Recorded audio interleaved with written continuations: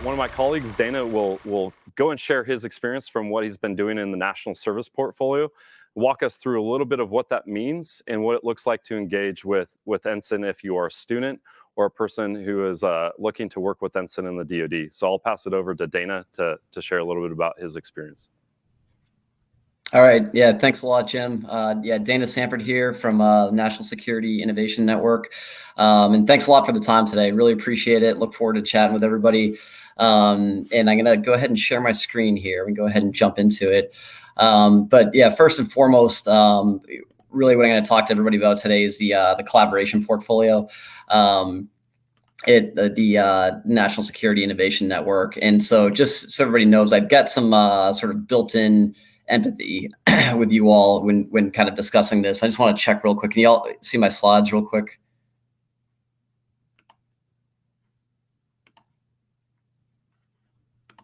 Okay, I think they're being presented here. So so really we'll go ahead and jump into today is the collaboration portfolio at NSIN.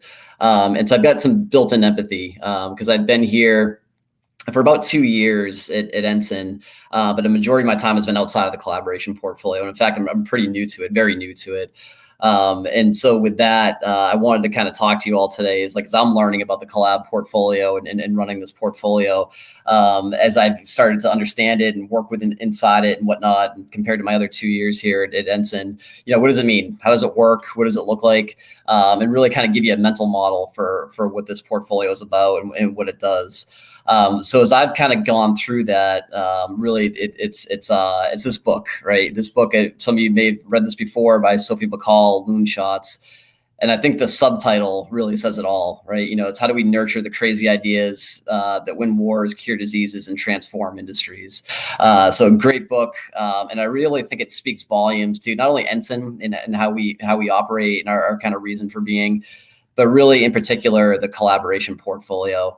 Because what Bacall really kind of talks through in this book is it's not just the environment for the great ideas, the creative ideas. It's something in addition to that, right? It's also the structure and the process and the rigor that goes along with that. So Bacall has a variety of different case studies that he uses in here, a bunch of different famous figures from history. But the key takeaway really is it's not just about creating a space for it. It's not just the culture, but it's also transition and systems and processes that enable for really powerful ideas to see the light of day and do exactly what the subtitle says, is to, win wars, cure diseases, and transform industries. So when I think about collab, this is what the collaboration portfolio, this is what comes to mind for me, because really what it comes down to, and he uses one study in particular, one example of Vannevar Bush during World War II, where, kind of entrepreneur, experience of World War I, but a scientist and engineer, and really recognized that and made a case to FDR that, the United States was significantly behind Germany when it came to the technology race. So he made a case to the executive branch, to FDR, and eventually brought on and allowed for some great innovation to take place and really kind of close that gap, that technology gap. But it wasn't until bringing in these new group of idea generators with systems and processes and discipline and analytical rigor in the form of scientists and engineers and academia and some startup accelerators in that form during the World War II era, the technology gap really started to get closed, right? And really obviously had the significant impacts. So again, when I think of collab, this is what I think of, is it's really bringing together, it's creating the space for these amazing ideas that may at the time seem like a loon shot, may seem like something totally outlandish and something totally crazy. But when given the right structure, when given the right process, and when given the right opportunity to transition, that's when the magic happens. And so that's really what the collaboration portfolio is about, is bringing these different groups of people together, these different creative problem solvers, these different innovators, bringing them together in these sort of collision events or these different events. How do they generate ideas? And then how do we set the conditions for transition? So that's a lot of what this portfolio is about. And what I'll do today is just kind of get into some of the programs that we run inside the portfolio here, give you a few examples, and we'll kind of go from there.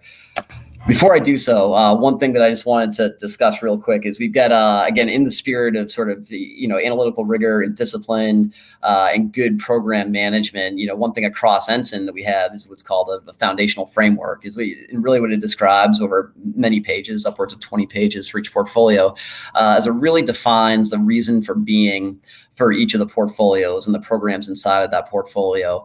And so when I share this with you all, just a word cloud generator, very simple, done online, but really taking the foundational framework from the collaboration portfolio, putting it into a word cloud generator, and you can see what comes out here, right? And you can get into understanding in the sense of what really defines what's in the DNA of this portfolio. And you can see right across, right in the middle there is collaboration, right? And across some of these other, smaller words off to the sides, you've got collision, you've got solve, concepts, customers, solutions, events. That's really what this portfolio is all about. So I could sit here and kind of bore you with longer definitions and our mission and our vision inside the portfolio. But the one thing I want you to take away is this is in the DNA of the portfolio. And this word cloud generator really exposes our reason for being and why we exist. And so I think, again, my newness of the portfolio and loon shots is the mental model that I use when thinking about this portfolio. And then here you go. This is just a kind of a takeaway for our reason for being, what's in our DNA. So that said, what I'm going to do now, the following slides that we'll jump into here, a few things just to discuss very quickly here, are really our programs. Okay. So I'll run through our programs and I'll describe them overall and give you, kind of the 30,000 foot view of what these programs do and what they seek to achieve. On the right-hand side of the slides are a rundown of some inaction. So really some case studies, some prior projects, some prior success stories that are in there. And just in the interest of time, I'm not going to go into each one of those, but I'll just kind of describe the program at large. And then any conversations or questions you all have, feel free. My contact info is on the last slide and happy to chat offline with you. But one of our, really kind of, I think, a flagship program at NSIN and a program that's had a lot of success over the years in our 5 years that we've been around is Hacking for Defense. And I think this is just a really fantastic program because, as Bacall talks about bringing together these different groups of problem solvers and setting the conditions for transition and how do we harness these great problem solvers and their loon shot ideas. And I think Hacking for Defense really blends these ideas together as far as how do you bring the great ideas together with some structure and process on top of it. And so what this program exists or consists of is really we take a university. It's a university course, Hacking for Defense. Students sign up for it, they take it for credit, and we source problems from the DoD. So this is all the way from the tactical level, all the way up to the OSD level and everything in between. But they're problems that are really across STEM or the business side of things or policy challenges. So it's a pretty broad swath of opportunities for problems to be solved. But what's really impactful about this is the process and the structure that's used in order to really frame the problem that the DoD is trying to solve, or the problem sponsor is looking to solve. And what that looks like is if you've ever read Lean Startup, or some of that methodology is really, it's using lean startup methodology and lean startup principles to really frame this problem, right? Because a lot of times, and I can speak from experience of doing this, is the military planning process. The first step is problem framing. Then you go into course of action development. Well, we have a tendency to skip that first part, frame the problem, and go right into solution development or course of action development, co-dev. Bad move, right? Because if you don't really understand the problem, chances are you're going to solve for the wrong equation and you're going to get a solution that doesn't truly solve your problem.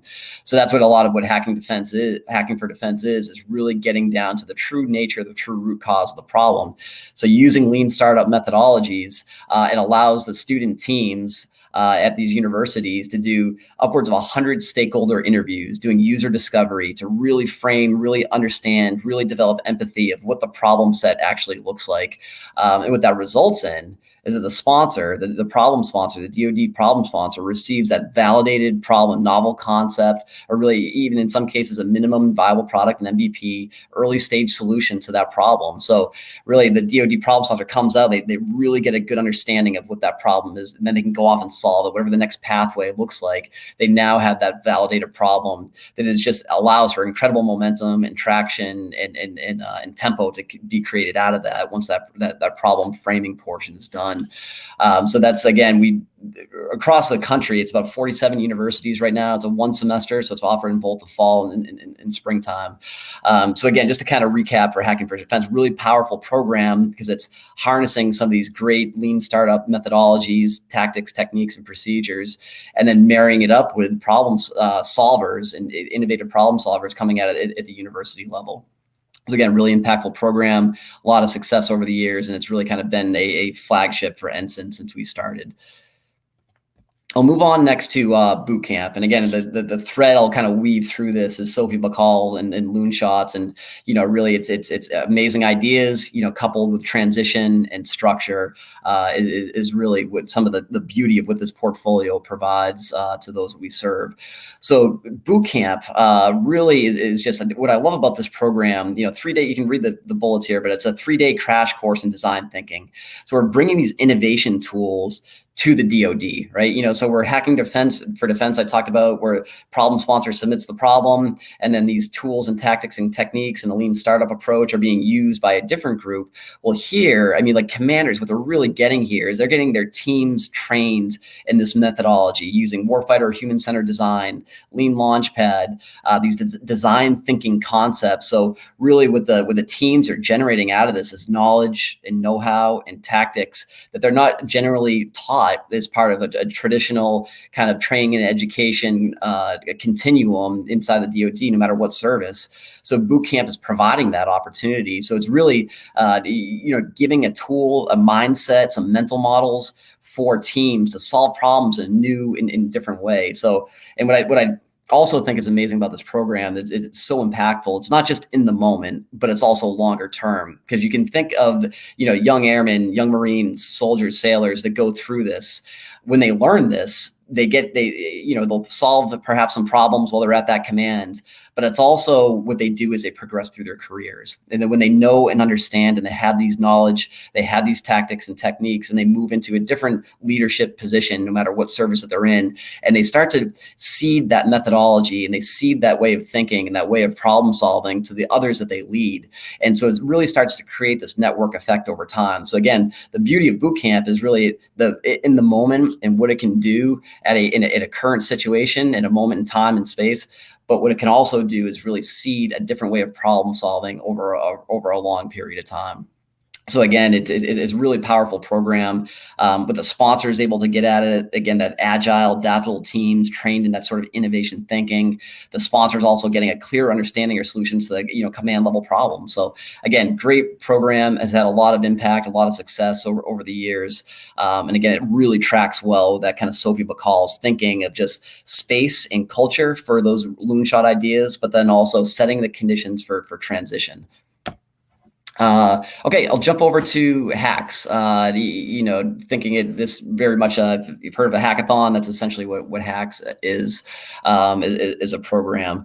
So really the nuts and bolts of it, so you get this team of entrepreneurs, technologists, students, 72 hours, they get a problem, go after that problem, for that chunk of time, and develop solutions to that problem, over that really intense and truncated period of time to deliver, solutions, ideas, concepts to address that problem for a sponsor.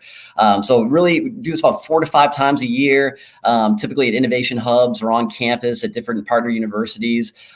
Over the last year plus, we've done this virtually a lot, almost exclusively because of coronavirus and the pandemic that we've all been dealing with, which really kind of speaks volumes to the program and what it can do in the leadership of our program manager, Kadar, and who's up later on today, is being able to take this approach and use it no matter what the circumstances, what the situation is. Being able to do it either in person or virtually kind of speaks volumes to what it can do.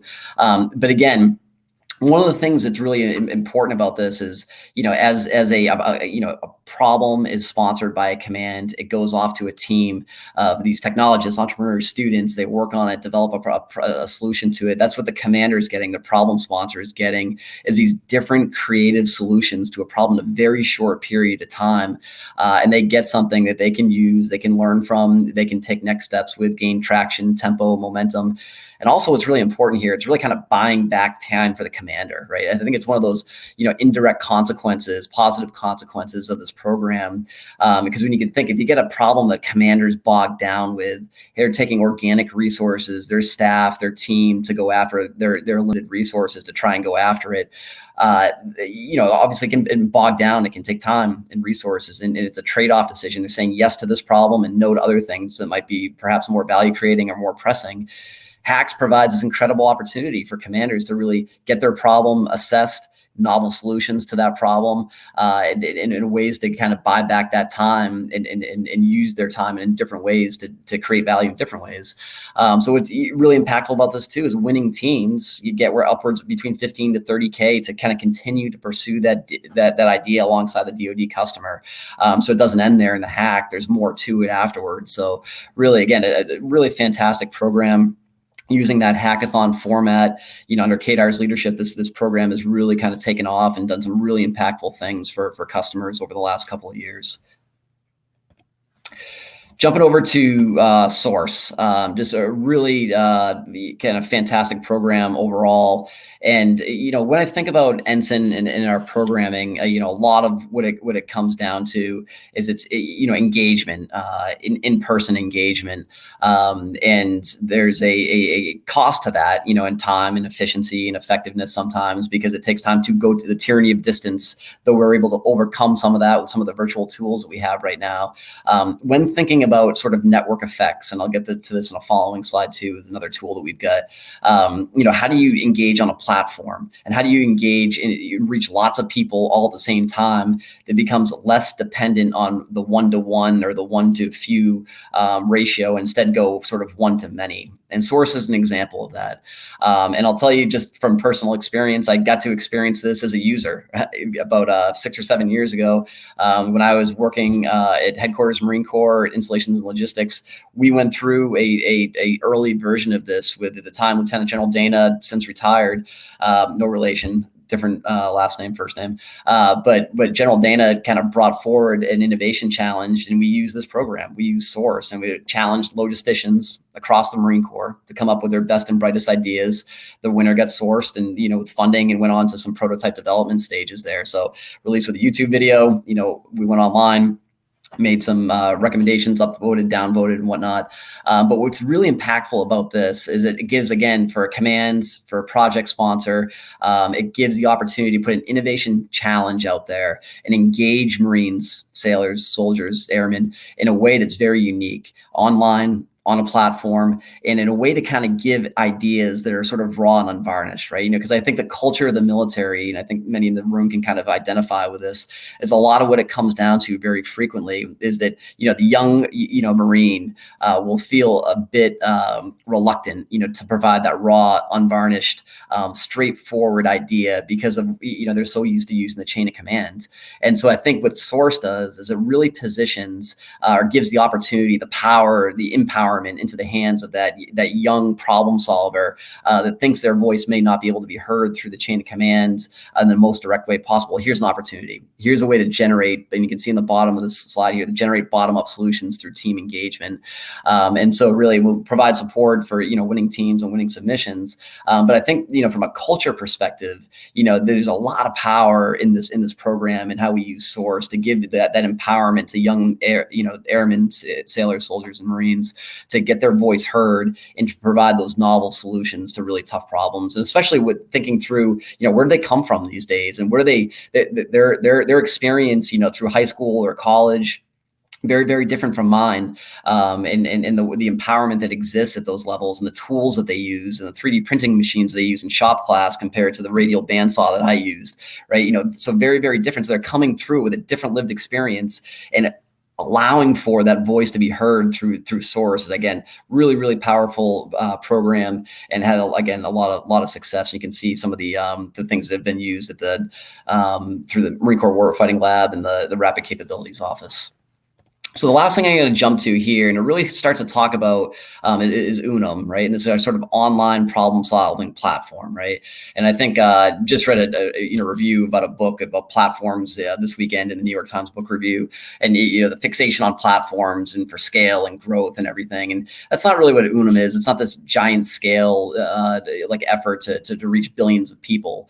Instead, what it is, I kind of mentioned before about our programming at NSIN and how it's a lot of in-person engagement, sourcing problems, delivering solutions, and a lot of that. But what Unum offers is an opportunity to really kind of communities. So when we think about communities can be self-actuating, and they can start to work on their own, gain momentum on their own. When given some sort of confines or common interest or common alignment, imagine what a community can do on its own as far as innovators, coming into a community. And on the right-hand side, you can see about the Marine Maker and how that community has been used to collaborate, share CAD files for 3D printing. Syscom's been heavily involved in that.